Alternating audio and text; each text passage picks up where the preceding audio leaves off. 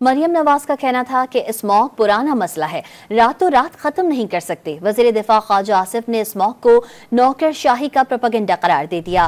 دوسری طرف پی P chairman نے اسموگ سے متاثرہ شہریوں کو کراچی منتقل ہونے کی دعوت دے دی۔ مزید اس رپورٹ میں دیکھیے۔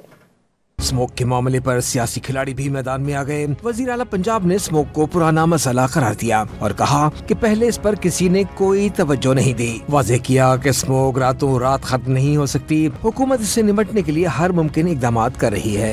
اسموگ کا ایک مسئلہ ایسا ہے جو بہت سالوں سے ہے اور اوور نائٹ اس کی کوئی کریکشن نہیں ہے، اوور نائٹ ہم اس کو ٹھیک نہیں کر سکتے، لیکن ہم وہ تمام اقدامات اٹھا رہے ہیں جس سے آنے والے سالوں میں وہ کم ہوگا اور انشاءاللہ تعالی ختم ہوگا۔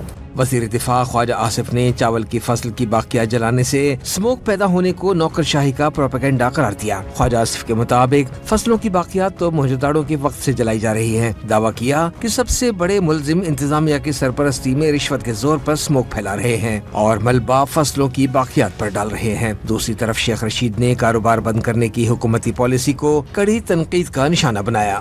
اسموگ سارا ریسٹورنٹ بند ہے، سارا شہر بند ہے، سارے دکاندار بند ہیں، سارے بازار بند ہیں، ہو کا عالم ہے، لوگوں کا آگے کاروبار تباہ و برباد ہے۔